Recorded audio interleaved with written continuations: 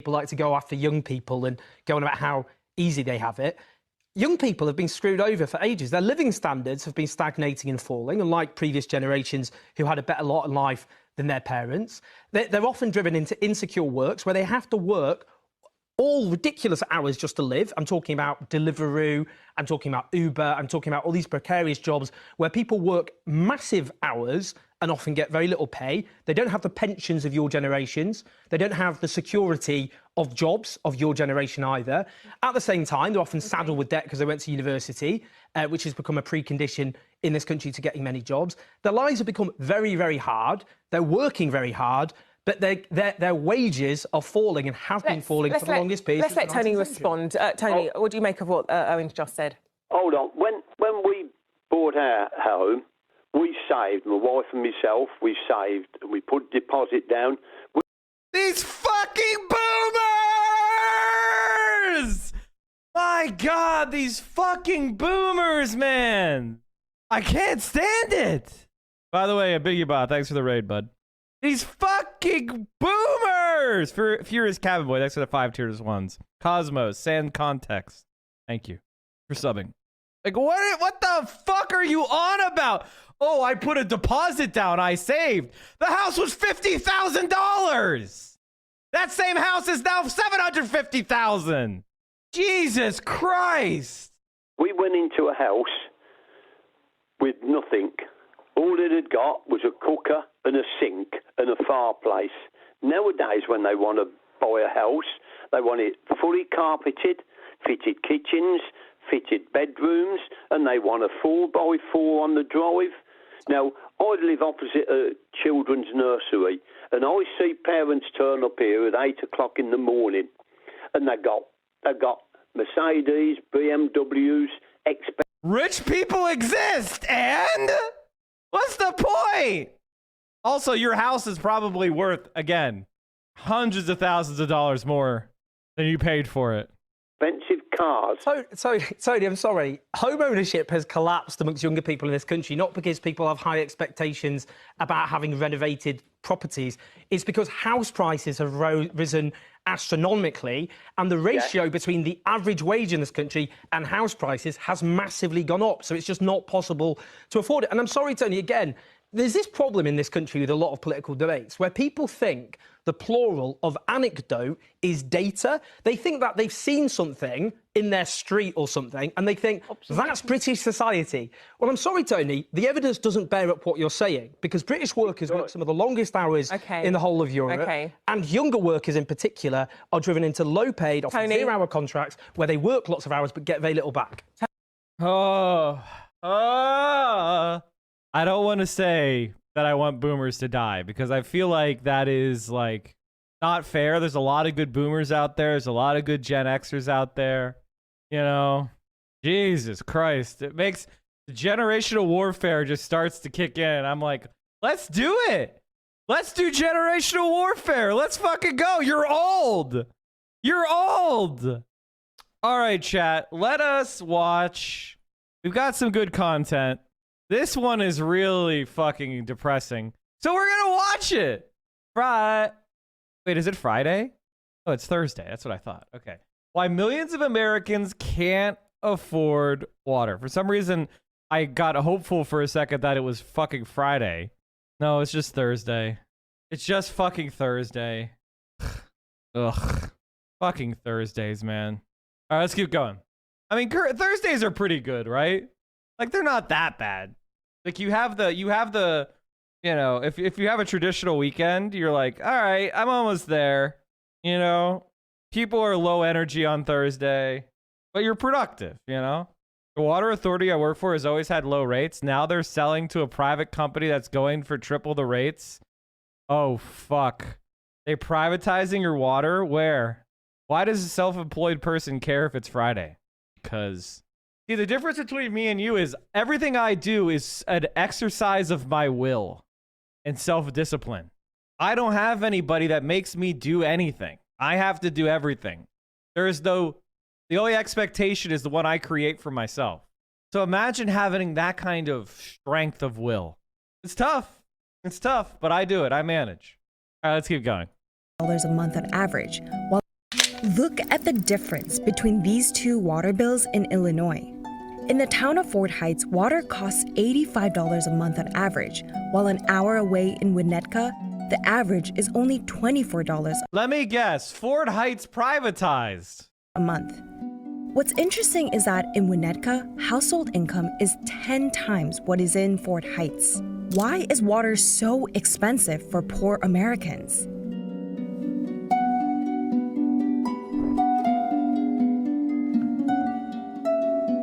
Let's set the record straight. Water prices in the United States have been getting more expensive overall for the past decade. While food prices have gone up about 20%, about the same as inflation, water and sewer bills have increased by over 65%. The answer is because we are privatizing it, and it's a natural monopoly. So when you privatize a natural monopoly, you create an incentive to price gouge. But the weight of higher water bills isn't shouldered evenly by everyone. And this is no accident. We're going to look at how something as basic as water has become a luxury for poor Americans. But to get there, let's go back in time a bit to see how water infrastructure in the US has been set up. Before the 1800s, people drank from streams and wells. But as American cities grew, it was clear that a system was needed for getting water to these densely populated areas. In New York City, the Manhattan Company built one of the country's first public water systems, sending water to homes through underground pipes made of hollow wood. This wasn't a public service, though. Only the rich were able to afford it. But it made the Manhattan Company so much money that it was able to go into another lucrative business. You might know it today as JP Morgan Chase. one of the biggest banks in the world. But back to water. Water systems continued to pop up nationwide, but in 1908, something big happened. Jersey City became the first American city to start routinely disinfecting drinking water.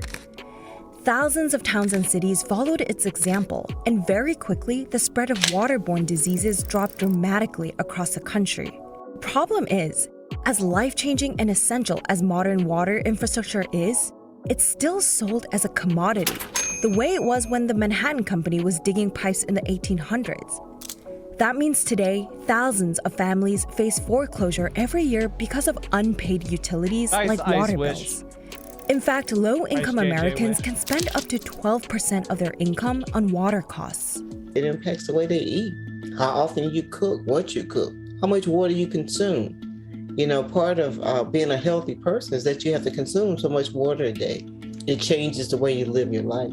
And I think that a lot of people should realize that when they take that for granted, they're in a better place than the people that can't. So how different could water bills be? Take a look at this suburb in the Chicago area. This area gets its water from Lake Michigan. But for the water to reach the town of Indian Head Park, it goes through 3 resellers. That's why people who live there pay more for their water than anyone else in the Chicago area. When we monetize it and make it a for-profit business instead of saying water is life, we have those unintended consequences. Speaking of unintended consequences, back in the 1970s, water in many places looked like this. Florida's growing population keeps pressing against the edges of the swamp. Detergents, pesticides, sewage, industrial waste pouring into the water. Exhaust fallout polluting the air. Jet oil spills polluting the water. In response, Congress passed the Clean Water Act and the Safe Drinking Water Act. These laws set national standards for water and sanitation. But there's a caveat. It's up to local governments to meet these standards, and the federal government doesn't regulate the prices to customers. Even though 90% of American water utilities are owned by local governments, private companies are usually subcontracted to manage tasks like water treatment, pipe repairs, or sewage collection. Neoliberalism. Some local governments have even sold off their water and sewer systems to private corporations for millions of dollars. The result of this is a mishmash of more than 150,000 independently run water systems. That's efficiency. and almost 15,000 treatment plants, which partially explains why there's just no uniformity when it comes to water prices. Subjecting water utilities to the free market and regulation loopholes also explains some of why poor neighborhoods pay more. But it's not the whole story. Marginalized communities often live in areas farther from water sources, so transporting water to them is more expensive. And those areas are also where local governments have been less likely to invest. So the cost of fixing broken pipes is also added to residents' bills. Because there's no legal cap on water prices in many places, they often go up with costs. And part of this is also poverty. And poverty in this country just self-perpetuates. When it manifests, everything around it is not to help people lift themselves up, it's to keep them impoverished. Think about how easy it is for you to just turn a tap and get clean water, and how your life would be different if that wasn't the case. For an example, it shows up in Alaska where people are using honey buckets for sanitation. I mean, they never got infrastructure in the first place.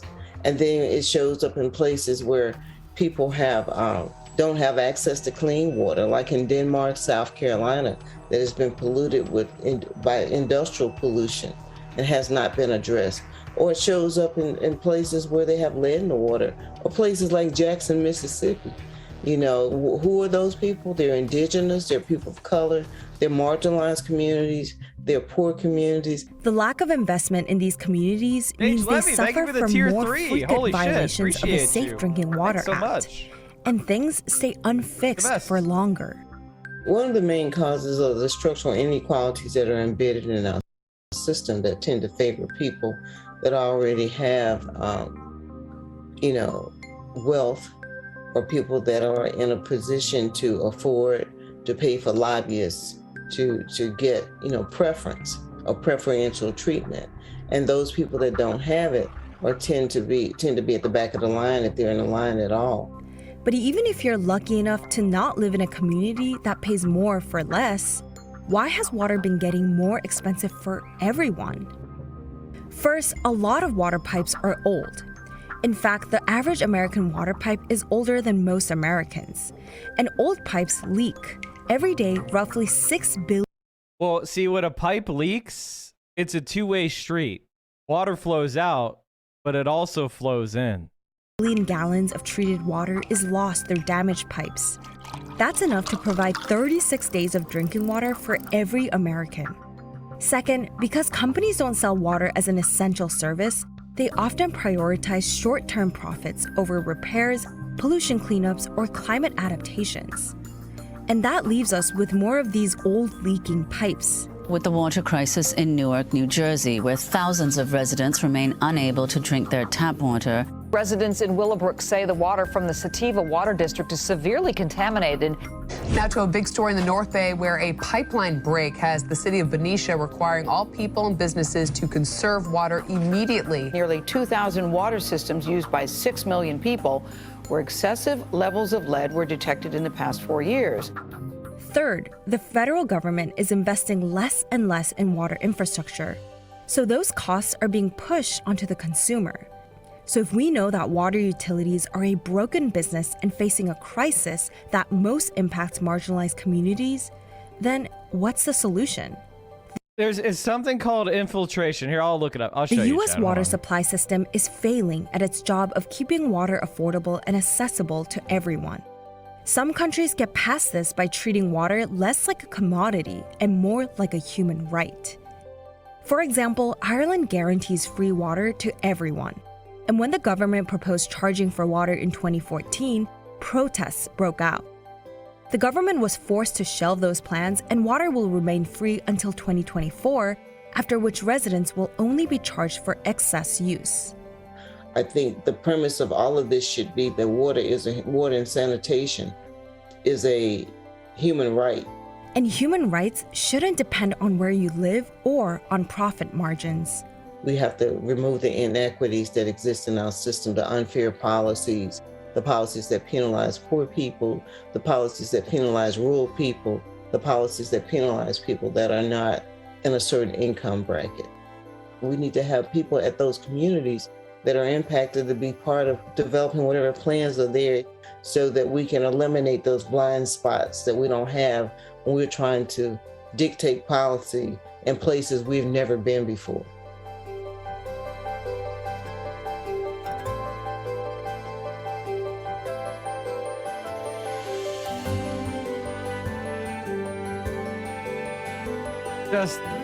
Just pathetic shit. Are you watching the stream unsubbed? You're making income inequality worse. You are doing anti-praxis. We are the only Twitch stream that will not accept scam advertisers, and I will never fuck you over by selling you crap